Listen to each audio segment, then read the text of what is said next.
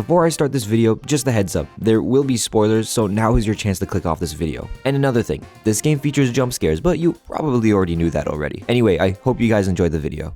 While I've been editing away, working on and coordinating some other projects for this YouTube channel, I caught a faint rumbling from the corners of the internet, but didn't initially pay it much mind. However, the rumbling got louder and louder and louder to the point where I eventually popped my head into the room and asked, what the hell is happening and why is this blue-haired girl at the center of it all? Enter MiSide, an indie game developed by two developers under the name iHasto. I hope I pronounced that correctly. This game took the internet by storm. Everybody and their mother is talking about and playing MiSide, but what exactly is this game? Well, if you go to the Steam page, it looks pretty cute and normal. The reviews are genuinely mind-boggling. It doesn't take long for the trailer on the Steam page to showcase a dark twist, and that's when you understand what MiSide is. But do you really understand what it is? I thought I did. This girl is a yandere, and the game will probably revolve around her psychotic love. So I went in as prepared as can be with tempered expectations, because I didn't want the insane crowd reception to influence my opinion too heavily. But let me tell you this now before I get any further.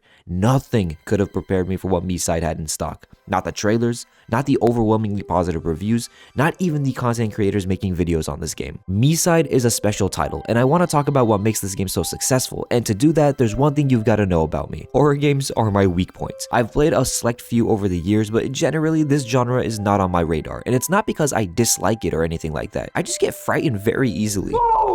MiSide has its fair share of jump scares, and it's definitely a scary game, but it leans more on spooking the player psychologically rather than playing at raw horror. Midway through 2024, I played a game called Yume Nikki, which I don't outright consider a horror game, but it does contain elements of psychological horror, like strange imagery and weird sound effects. MiSide flips this concept on its head and instead puts the player in a really cute, really bright pink environment with the company of none other than Mita. She's a virtual character who exists on your phone, but finds a way to pull you into her world, where she makes the rules. Your instinct is to always be apprehensive and on your toes, but the environmental storytelling slowly breaks down your defensive wall. There are many interactable objects, mini games, and collectibles to enjoy, and all of this is done with Mita's company. It doesn't take long for Mita's true personality to come to light, and this is where the gameplay loop is solidified. Travel through this digital world, build up your comfort around different Mita variants, some cool and really good at Dance Dance Revolution, some caring and wanting to help you make it out alive, some who need coffee to wake up from their eternal slumber, and some that are from a visual novel. Then watch as all that comfort is torn right down in mere seconds as you start to run for your life from the Mita that got you into this whole thing in the first place. The game could have over-delivered in the horror category with jump scares galore, and it also could have been way too cutesy, but not only does it strike the perfect balance, both the cute and the scary aspects service the plot and keep it rolling forward. Underneath the jump scares and these surprisingly fun Mario Kart and Doom-inspired minigames, your main objective is to find a way to escape this virtual world, and in doing so, you also end up trying to save the Metaverse as well, since they kind of go hand in hand. You know that thing when an author or the person behind a creative project leaves breadcrumbs in the early stages of the story that most people probably won't pay much attention to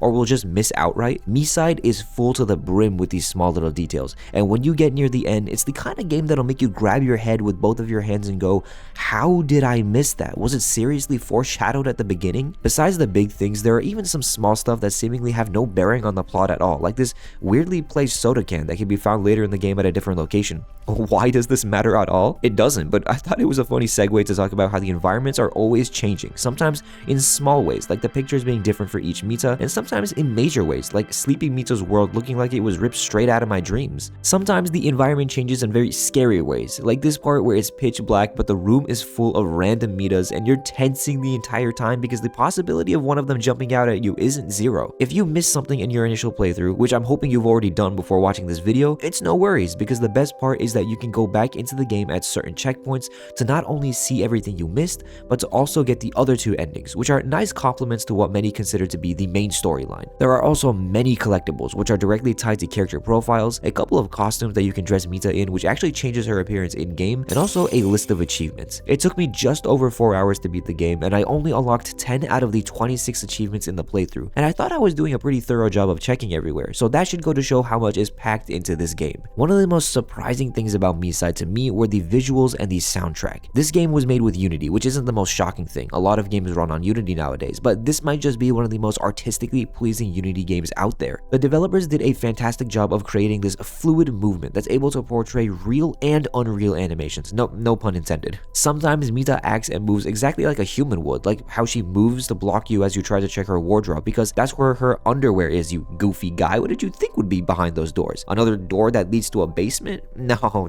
don't be ridiculous. Give a girl some privacy. The way that Mita grabs the TV remote from your hand and flips through the channels, all human-looking motions, then grabs a drink out of the TV and hands it to you, which is completely out of the realm of possibility. In theory, they should juxtapose each other, but all of it looks incredibly realistic and smooth. Then there are those moments that make your skin crawl, like this moment Mita crawls out of this vent as you see her in the reflection of the bathroom mirror. It shouldn't be possible. No human body moves like that, but it looks so fluid in MiSide, and that right there are the first signs of psychological horror. The soundtrack achieves the same thing of blending cutesy tunes with unsettling ambient environments. Again, like with the movement, these two things directly oppose one another, so when you underscore a environment that you don't exactly trust with ambient music, it starts to cause a nuclear meltdown in your brain. Like, I want to be chilling to this music, but I'm deathly afraid that Crazy Mita is going to be behind every door that I open. The aesthetic and design choice is also amazing. When characters speak, the text appears above or on them and then falls away to make room for the next line of dialogue. Depending on their mood or the environment, the text takes on different properties, like this effect in Sleepy Mita's world. My absolute favorite part of this entire game is when you find yourself in a visual novel with its own unique Mita, and you try so hard to break out of the visual novel, but to no avail. Then Crazy Mita pops in and just casually shatters the dialogue box. As you run away from her, you then pop out of the visual novel from the PC screen of yet another Mita, except wait, hold on. She says her name is Mila with an L and not Mita with a T. And that's when you realize that love at first sight isn't just in fairy tales because you're looking right at it. Oh, Mila, I hope nothing bad happens to you. No! She's dead! Well, that didn't last very long. I'm just doomed to never find love. Mita wielding a chainsaw as you run down this corridor brings me to the very last thing I want to talk about. The horror. Is MiSide scary? Or a better question to ask, did I get scared playing MiSide? The quick answer is yes, I got very scared playing through this game, but instead of me talking about the points where I got scared, please enjoy the next few minutes of me freaking out to some of the genuinely scary and also not so scary parts of MiSide. Oh shit! Oh my god! Don't make it! Oh shit! Oh, stop that! Stop that! Oh shit! Leave. Oh my god, bro! Whoa, dude, stop! Stop!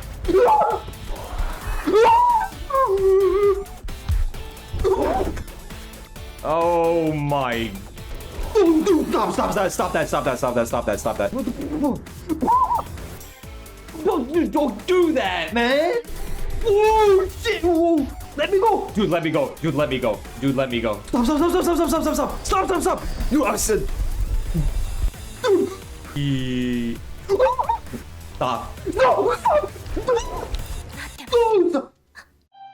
As I've gotten older, it's gotten a lot harder for me to sit down and play a game continuously without any breaks or interruptions. Something needs to be taken care of around the house, another thing needs your attention, etc, etc. You guys know the drill. As your age increases, so do your responsibilities. MiSide was the first game in a very long time to hook me all the way from start to finish. A solid 4-hour marathon with no interruptions, besides needing to pause and catch my breath after some genuinely scary jump scares. The story doesn't drag out, it disengages and re-engages your attention expertly, and there's even a replayability factor. I give MiSide the highest priority, even if you don't do well with horror. Just take a look at me. I made it out mostly fine, besides the nightmares the night after I finished playing the game, but don't worry about that. This game is worth every cent, and it only costs $15. Besides, more than anything, you'd be showing your support to an indie developer, which I think is the most important part. Indie developers have been really sticking it to AAA developers lately, and it feels so good to see a few handful of people create an incredible game with like a fraction of the budget and sell it at a fraction of the price too. Anyway, I've talked long enough about MiSide. That's probably enough out of me for now. Thank you guys so much for watching,